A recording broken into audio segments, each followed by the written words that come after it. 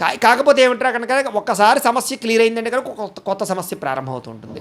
అమ్మయ్య ఈ పని అయిపోయింది అనుకుంటే మళ్ళీ ఇంకో కొత్త సమస్య వస్తూ ఉంటుంది.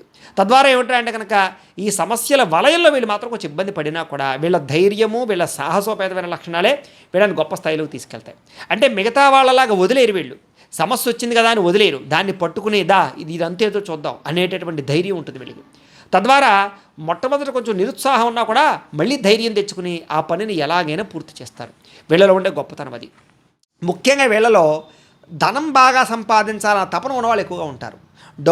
డబ్బు కోసం బాగా ప్రాకులాడతారు. సంపాదన కోసం అనేక రకాల మార్గాలు వెతుకుతారు. డబ్బు ఏ రకంగా పుడుతుందా అనేటటువంటి ఆలోచనలు ఎక్కువగా చేస్తారు. డబ్బును సృష్టించడానికి, సంపదను సృష్టించడానికి వీళ్ళ తెలివితేటలు చాలా బ్రహ్మాండంగా ఉపయోగపడుతుంటాయి. తద్వారా ఏమిటంటే అనేక రకాల ఆలోచనలు చేస్తుంటాయి. వీళ్ళు కనుక నిజంగా సంపాదించాలి అనుకుంటే కనుక ఎవ్వరూ ఆపలేరు, అంత బాగా సంపాదించగలరు. కానీ వీళ్ళలో ఉండేటటువంటి ఒక చెడు లక్షణం ఏమిట్రా అంటే కనుక ఒక కాన్ఫిడెన్స్.